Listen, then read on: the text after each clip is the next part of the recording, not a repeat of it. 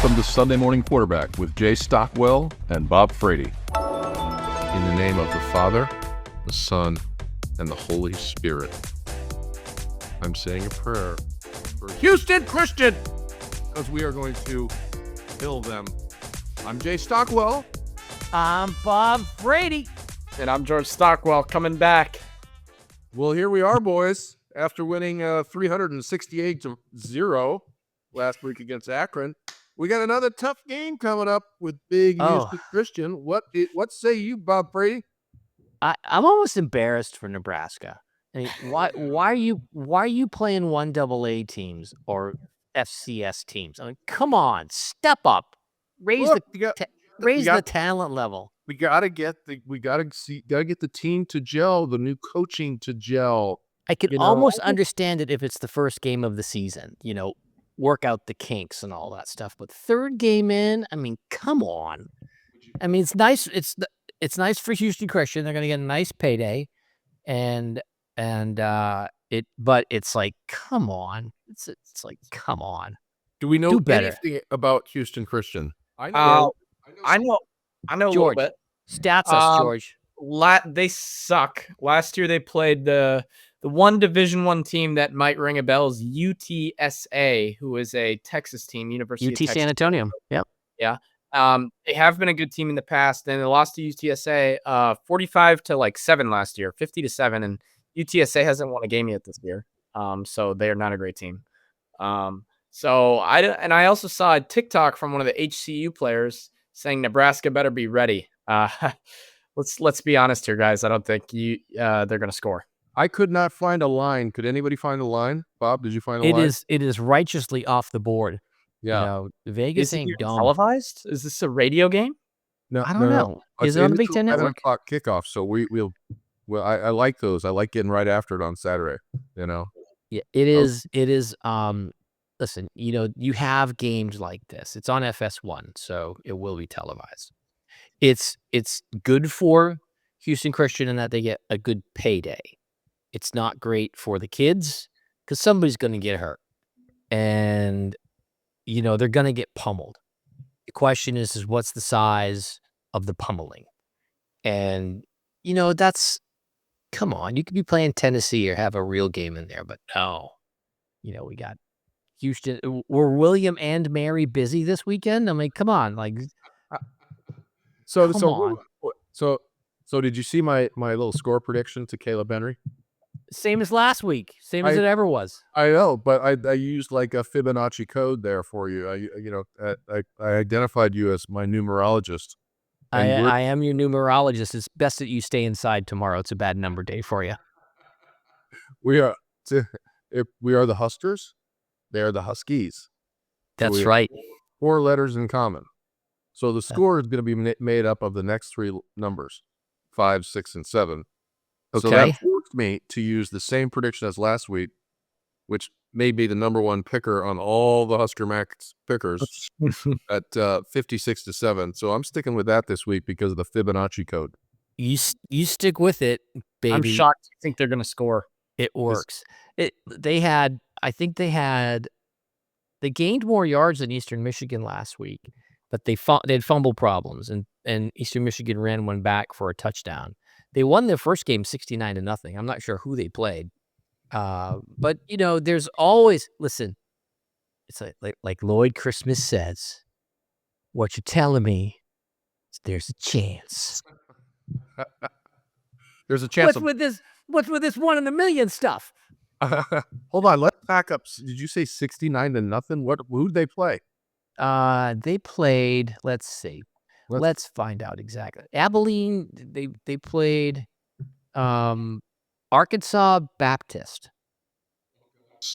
of I'm not sure what conference that is, but it's the Buffaloes. The Huskies beat the Buffaloes 69-0. I'm going to guess that I didn't know there was an Arkansas Baptist. It doesn't, no disrespect, but I live in Arkansas. So they played SMU last year and lost 59-7. They played Tarleton State last year and lost by 20, and then UTSA 45-7. So they don't play a lot of good teams. When they do play a decent team, they get killed. So Arkansas Baptist College is the NAIA. Oh my God. Not even a full division. And That's rough. and they probably got a good paycheck for it. So You're not going to believe this. I just asked ChatGPT for a prediction. And what said did it say? 56 to 56 to 7. 7. Reasoning. Nebraska rolling, just crushed Akron 68-0, dominating on both sides of the ball. Houston Christian, his FCF, was blown out in one game, and even in their win didn't look as strong as Nebraska. Expect Nebraska to score easily and establish great field position, while the Huskies may struggle to keep up offensively. Is this a Jay Stockwell prediction or a ChatGPT? I think what we should do is just get a picture of Jay Stockwell next time he's late, and then just have ChatGPT read the prediction to us. It would be kind of the same thing. We expect that Houston Christian will not do as well as last time. They will lose 56 to 7. Oh, tell us again, Jay. It should be a Husker win. ChatGPT, it says, if you want, I can also model it based on player stats and betting. Okay, yeah, we get it. Yeah, I know how to use ChatGPT. So we get it. It's funny when I first looked up Houston Christian, a high school team came up a few more times than the college team. That I'm is not joking. high school football's big in Texas. Big. So, seriously, when you look at Houston Christian, you look at a team that is going to be outclassed in this game. There's always a puncher's chance. You just never know what'll happen.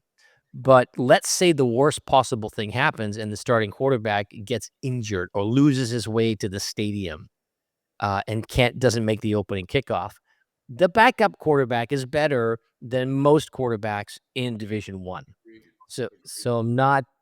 There's nothing that would be so earth-shattering as to doubt this victory.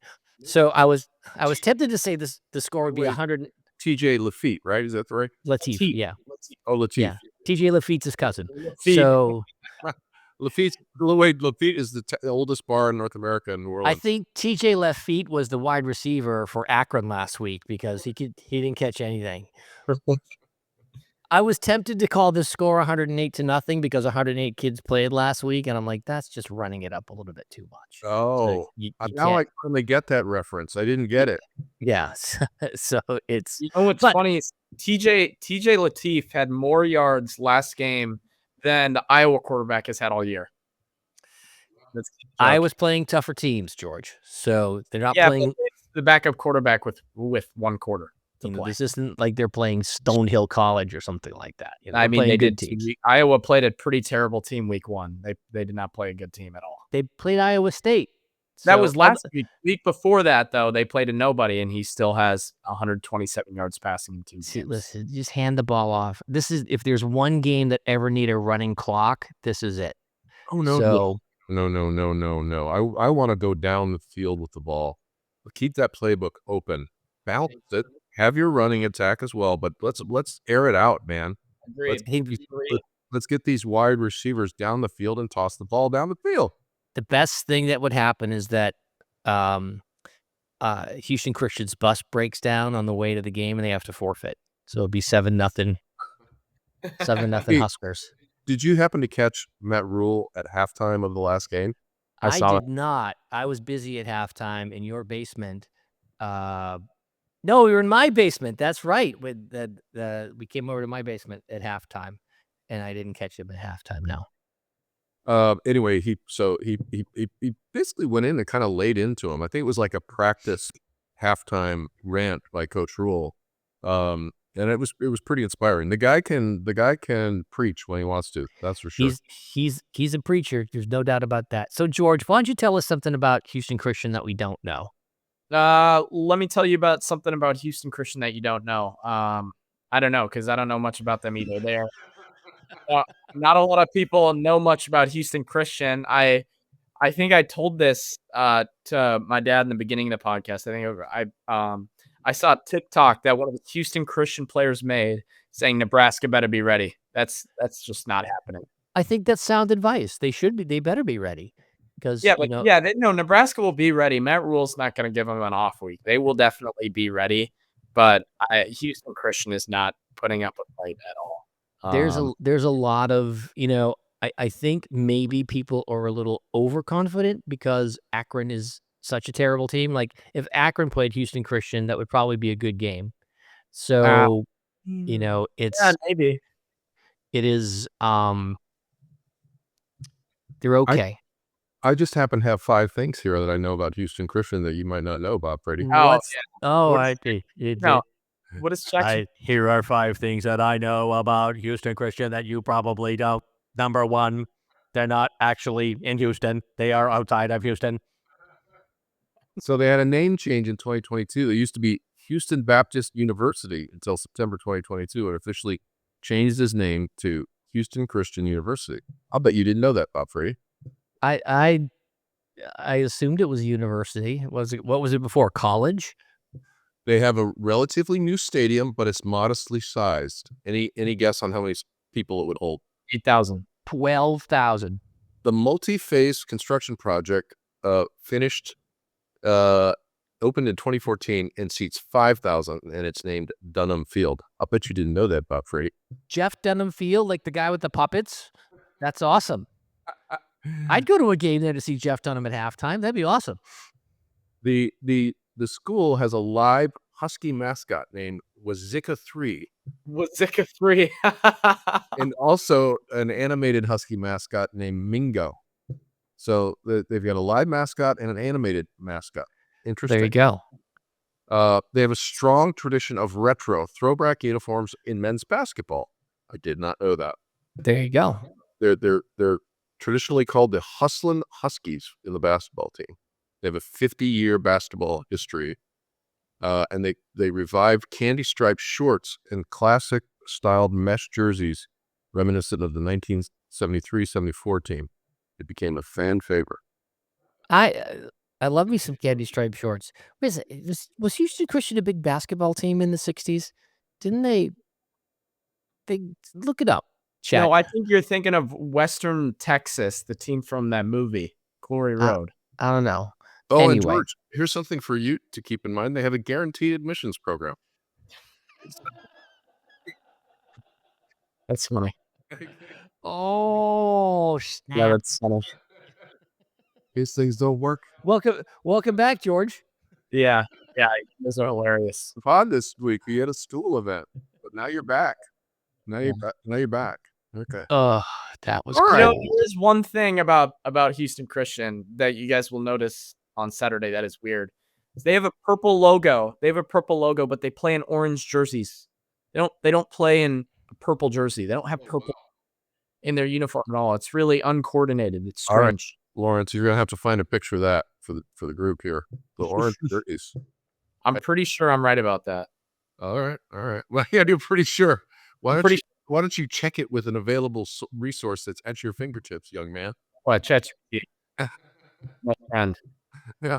Oh, Bob Frady's gonna come up with something snappy. Yeah, you can tell by he's looking at a screen. Yes. He's How are Nebraska and Houston Christian connected? Oh, I don't There's a know. connection. Interesting. Well, lay it on us. Their basketball coach was Iba, nephew Iba. of Coach Iba from Nebraska.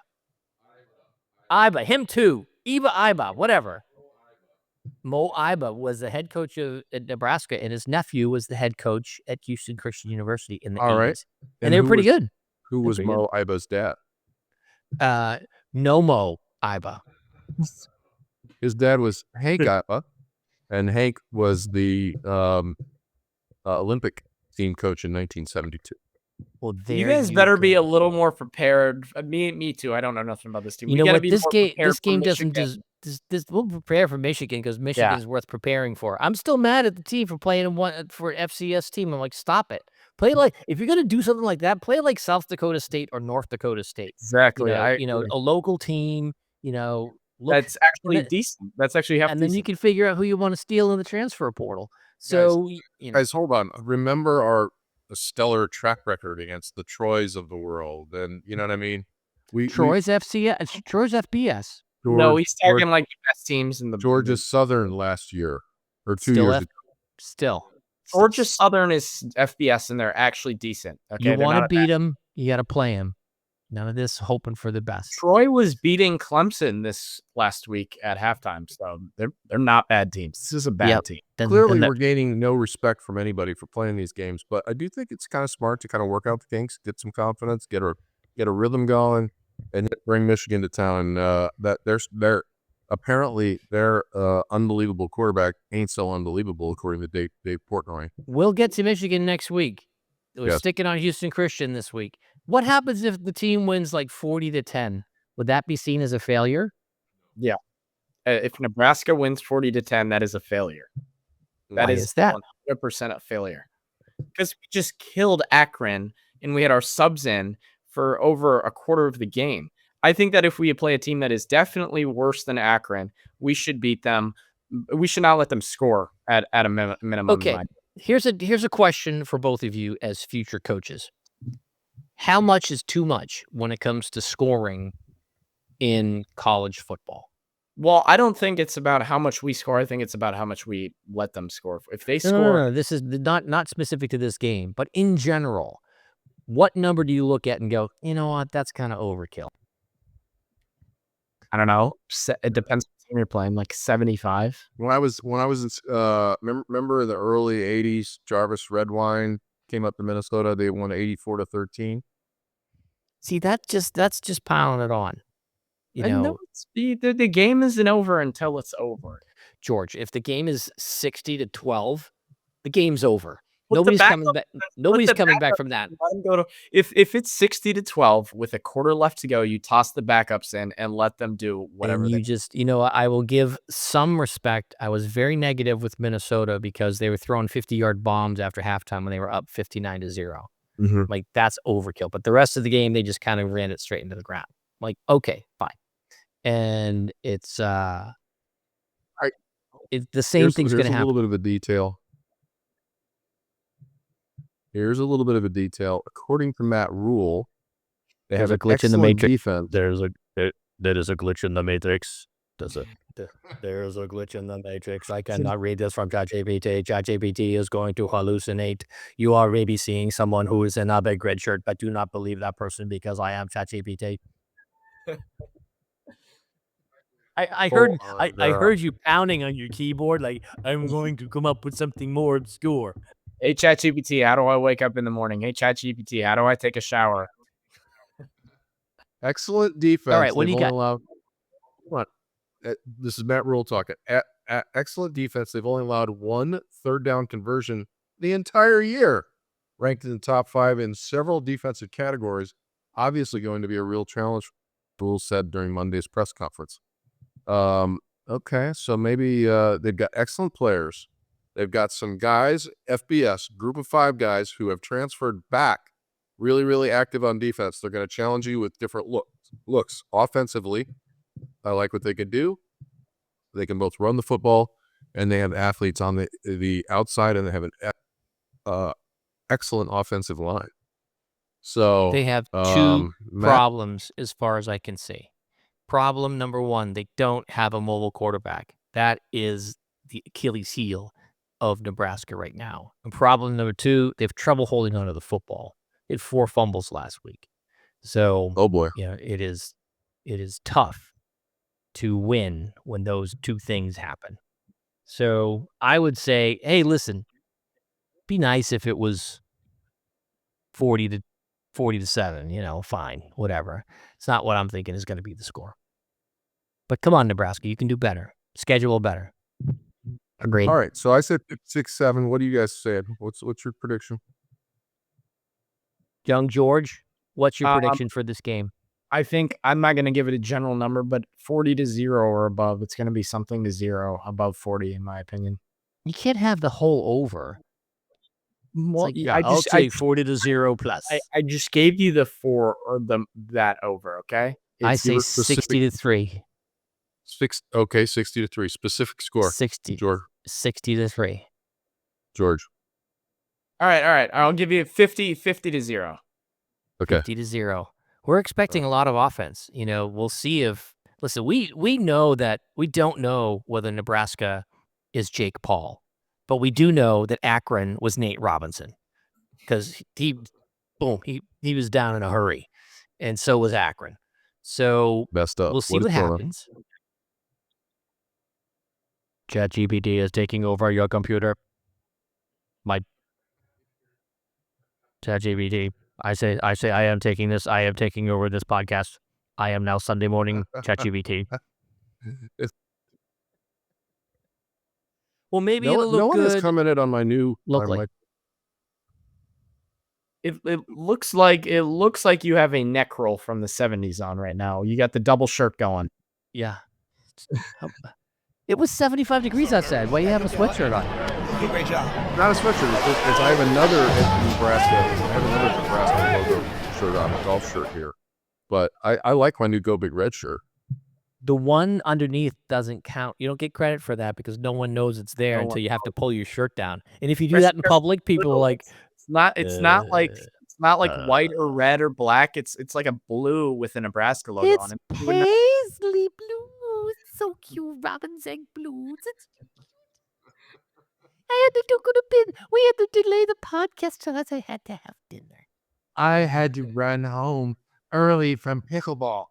I'm Bob Frady. Let me tell you what. We're out. I lost 5 pounds today. I was like, holy cow. I'm running around like a chicken with my head cut off. I'm like, where's the fried chicken? I need fried chicken after pickleball. I think that would make me want to play pickleball even more because I'm exhausted. I'm soaked. And give me some fried chicken to refuel. I need the protein. All right. In summary, we think it's another big victory. Oh, by the way, we're all going to be heading down to Lincoln on Friday, the 20th. Yeah, or Friday the 9th. Talk about that next week. Yes. Yes. But here's the most important thing. So week 1, we had to pick we had to give a prediction of our scores. And this guy was the closest. Last week, that guy was the closest. Commander Stockwell. Will we go for the three-peat? Will we go for the three-peat? I'm going to win 2 weeks in a row. And the answer is... Is the plane the answer? Is that just like you just really wanted to show off your toys? Yeah. 56 to 7. Okay, so now if you crack that thing open in the middle, that's where Jay would sit. Exactly. Right above the bomb bank. Hey, look, something fell out of the bottom of the plane. Uncle Bob, bring your show and tell item to the next podcast. Okay. That's bad news. Here's my show and tell item right here, baby. We are having hydration is my show and tell. All right, ChatGPT, you ready?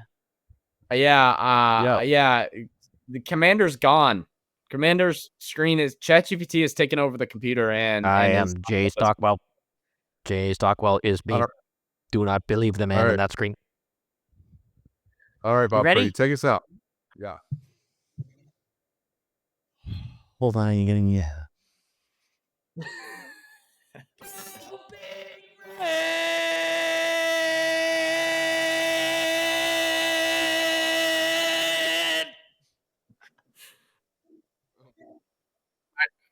Is my turn now? Yeah. I didn't hear. Go Big Red! I didn't hear it from him. He's completely cut out. In there. Words, maybe it will upload. Audio issues to work out here. So guys, the watchers don't know who Lawrence is. You can't stop. You got to stop. Here's the thing: if we can't get Jay to come through clearly, you can just put a big picture of the commander right in the middle, and then I'll with this plane, with his airplane.